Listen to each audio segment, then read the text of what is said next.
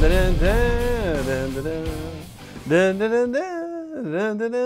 a buffoon.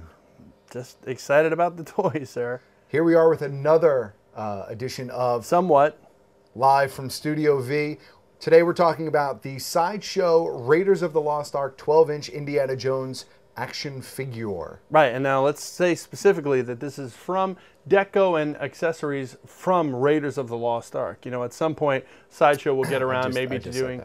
I know, I'm just saying, Sideshow will at some point get around to doing perhaps an Indiana Jones from Temple of Doom, an Indiana Jones from Last Crusade, and maybe even an Indiana Jones from the one episode Harrison Ford did of the Young Indiana Jones Chronicles. Maybe they'll do Sean Patrick Flannery as Indiana Jones as well. What about River Phoenix? Or River Phoenix. Why you go right to Sean Patrick Flannery? I just did. No respect for the dead. The packaging on this particular piece is what I am going to call the Lucas packaging for Sideshow 12-inch figures. And I say that because this is the same exact packaging that they use for their Star Wars 12-inch line. It's a little bit different than some of the other 12-inch figures we've seen. The Lord of the Rings packaging is a little bit different, and so on. The front of the packaging features the Sideshow exclusive logo. This is an exclusive piece here, which means it comes with the bonus accessories, and it also has a nice character shot on the front of the packaging. And then we'll give it a flip to the back. Sideshow packaging always features a lot of shots of the product, but also a lot of shots, imagery from the film, artwork, and that sort of styling that really ties the packaging together very nicely.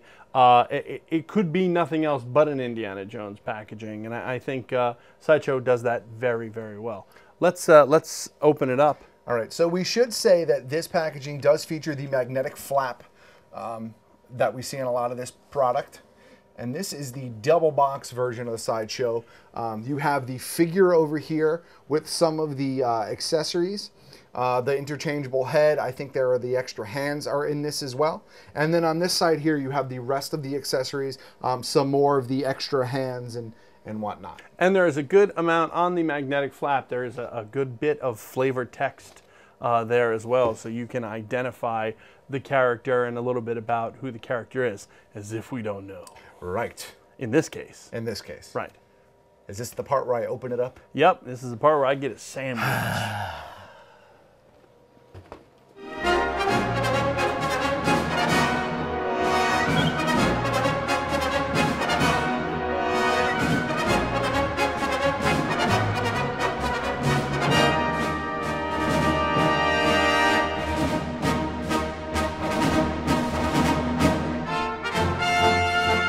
After a lengthy setup period, I brought the packaging back because on the flavor text, I saw you cast it aside. Somewhere on here, it tells us what these pieces are. I thought we might want to have that. So let's get a rundown of what we have here accessory-wise. All right, so what I've already loaded onto Indiana is the whip in coiled form, his satchel, and the revolver pistol. We should say on the revolver, the chambers for the bullet actually spins. So that's an actual moving part on that pistol. Additional accessories include an unlit torch that he could hold in his hand.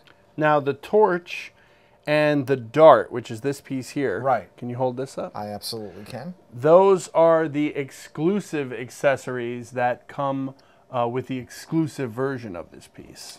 Right. We also have a fully uncoiled whip ready to crack. This is a little bit pliable, not too much though. It doesn't have a metal piece running through the middle, so it's not completely bendy. No, it is not. Oh, I think it is, sir. It's a little bit. Damn bendy to me, it's a little bit, but not entirely. Okay. In addition to that, we have the golden idol.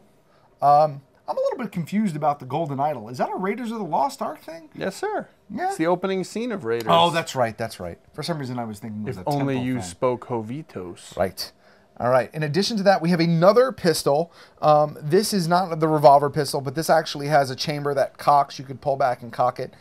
So again, moving part. I think that's new for Sideshow on these guns. I think the moving parts is definitely a new an upgrade to those pieces. We have a head, a separate sculpted head with a separate hat. and I'm a little confused. Hat has a fabric lining. Yeah, I'm just a little confused as to why they chose to do this, because the head sculpt that's here looks very similar or is the same, I think, as the head sculpt that's already on the body itself. And if the idea was to just have something, you know, where you can remove the hat, why not just make this hat removable? I think because probably they wanted to be able to present the character with the hat on and with the hat off, but not have the complications of having to deal with having to put the hat on and so on. But then why give you an extra hat? Well, because then you could just put this on, hat off. What if you're displaying him in such a way as he's grabbing the hat from under the door, he's reaching for the hat.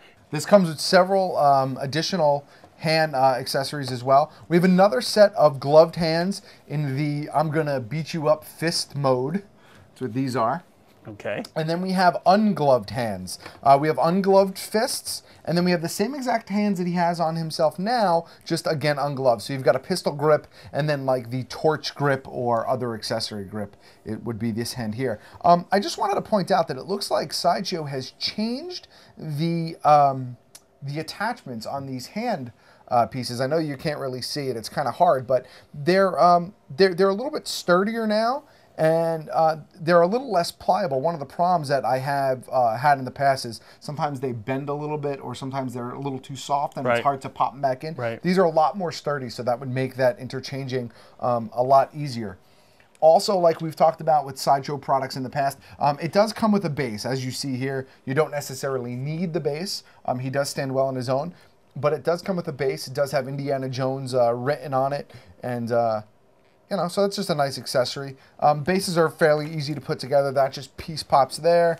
It's really 3 pieces. This could slide right into the top here, and then this just clamps around his waist. One of the nice things about the Sideshow pieces is that with the real clothing that they have on them, you can actually hide the bases fairly well. In this case, you could actually put it under his jacket so that it's not showing when you have it on display, and then pop it right into there, Kev.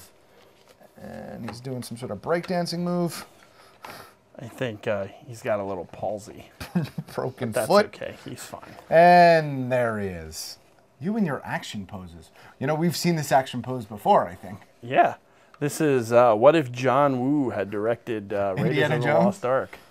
So there it is. Again, sideshowtoy.com for more information about this piece. Again, I think this is the first in the 12-inch line, and more to come.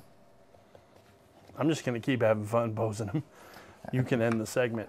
Was that the end? I think that was the end, sir. Oh. Well, if you'd like to talk about this or another product that you'd like to see us do here on Live from Studio V, you want to call this number right down in this area here. And leave us a message. Let us know what you thought of this segment or other segments that you'd like to see. Who else would you like to see me put in the John Woo action pose? That's what I want to know. It's kind of like Yoda. I don't think they did Yoda yet.